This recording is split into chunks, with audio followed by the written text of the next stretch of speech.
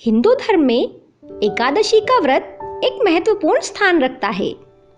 प्रत्येक वर्ष 24 एकादशियां होती हैं, यानी कि हर महीने में 2। जब अधिक मास या मल मास आता है, तब इनकी संख्या बढ़कर 26 हो जाती है। हिंदू धर्म शास्त्रों में शरीर और मन को संतुलित करने के लिए व्रत और उपवास की परंपरा बनाई गई, जिससे मन और शरीर दोनों ही संतुलित रहें। नियमित रूप से उपवास करने से कई गंभीर रोगों से शरीर की रक्षा होती है। ये बात आज का विज्ञान भी मान चुका है। तमाम व्रत और उपवासों में सर्वाधिक महत्व एकादशी का है, और इन एकादशियों में भी निर्जला एकादशी को एक विशिष्ट स्थान प्राप्त है। ज्येष्ठ मास की शुक्ल पक्ष की एकादशी को निर्जला एकादशी कहा जाता है।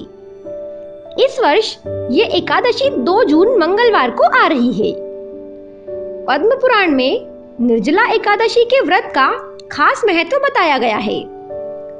यह सबसे कठोर व्रतों में से एक है। जैसा कि नाम से ये स्पष्ट है कि इस दिन व्रत करने वाले पानी की एक बूंद भी ग्रहण नहीं करते, इसीलिए इस व्रत का नाम निर्जला एकादशी है। मान्यता है कि जो भी भक्त सच्चे मन से इस एकादशी का व्रत करता है, उसे बैकुंठ धाम की प्राप्ति होती है और उसकी सभी मनोकामनाएं पूरी होती हैं। इसके साथ ही ये भी कहा जाता है कि भगवान विष्णु की पूजा के साथ अगर कोई इस दिन खुद प्यासे रहकर दूसरे जीवों को पानी पिलाता है, तो उसे इस व्रत का कई गुना फल प्राप्त होता है। इसलिए ज्यादातर लोग इस दिन शरबत आदि पेयजल बांटते हुए नजर आते हैं। इस दिन जल से भरे कलश का दान अनिवार्य माना जाता है। इस परंपरा का व्यवहारिक पक्ष ये है कि ये एकादशी भीषण गर्मी के दिनों में आती है, और इस बहाने लोग प्राणियों की जल सेवा करते हैं, जो कि एक पुनीत कार्य है।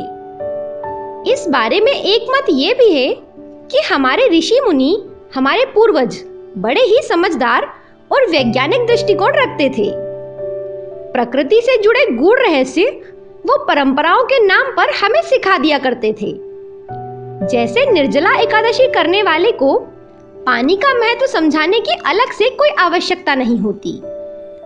एक दिन बिना पानी के रहने पर पानी की महिमा अपने आप समझ में आ जाती है, और फिर वो व्यक्ति कभी पानी को व्यर्थ नहीं जाने देता। एकादशी व्रत का महत्व इसलिए भी अधिक है क्योंकि इसी दिन भगवान श्री कृष्ण ने अर्जुन को गीता सुनाई थी। निर्जला एकादशी के पीछे की कथा भी जान लेते हैं। पौराणिक मान्यताओं के अनुसार महाभारत काल के समय एक बार पांडुपुत्र भीम ने महर्षि वेद व्यास जी से पूछा कि हे मुनिवर, मेरे परिवार के सभी लोग एकादशी का व्रत करते हैं और मुझे भी व्रत करने के लिए कहा करते हैं, लेकिन मैं तो एक दिन क्या, एक समय भी भोजन के बिना नहीं रह सकता। इसलिए आप मुझे कृपा करके ये बताएं कि बिना उपवास किए एकादशी का फल कैसे प्राप्त किया जा सकता है। भीम के अनुरोध पर वेदव्यास जी ने कहा कि भीम, तुम ज्येष्ठ मास की शुक्ल पक्ष की निर्जला नाम की एक ही एकादशी का व्रत करो, जिससे तुम्हें वर्ष की समस्त एकादशियों का फल प्राप्त होगा और तुम इस लोक में सुख, शांति और यश प्राप्त कर मोक्ष को प्राप्त करोगे। इस व्रत की इतनी महिमा सुनने के बाद भीम इस एकादशी का विधिवत व्रत करने को तैयार हो गए। इसलिए वर्ष भर की एकादशियों का पुण्य लाभ देने वाली इस श्रेष्ठ निर्जला एकादशी को पांडव एकादशी या भीमसेनी एकादशी भी कहा जाता है। इस कहानी का सार यही है कि वर्ष भर जो मनुष्य कोई व्रत उपवास करने में सक्षम नहीं होता, उन्हें इस अवसर का लाभ उठा लेना चाहिए, क्योंकि इस एक एकादशी के व्रत से साल भर की 24 एकादशियों का लाभ मिल सकता है। यह व्रत स्त्री एवं पुरुष दोनों को ही करना चाहिए। इस दिन निर्जल व्रत करते हुए शेषशायी रूप में भगवान विष्णु की आराधना का विशेष महत्व है। इस दिन ओम नमो भगवते वासुदेवाय महामंत्र का भी यथासंभव जप करना चाहिए।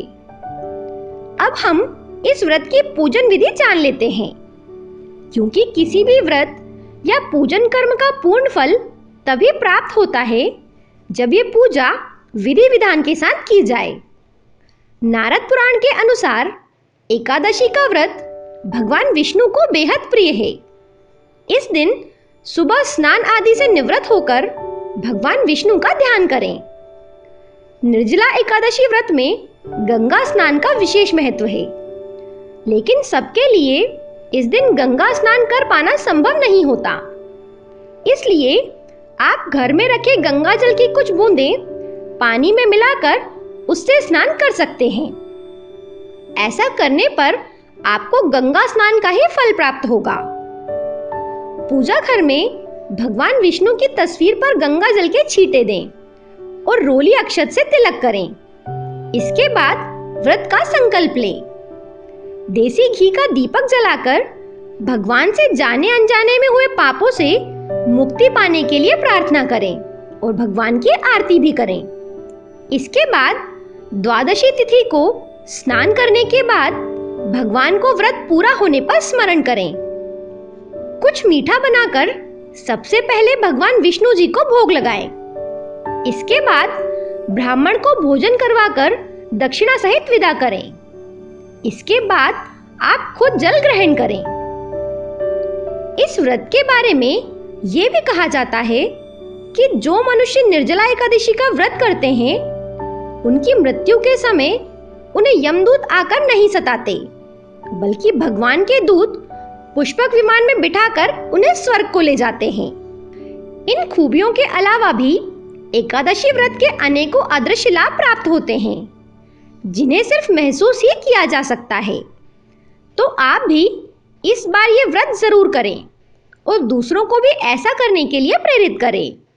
वीडियो पसंद आए तो इसे आगे जरूर शेयर करें। धन्यवाद।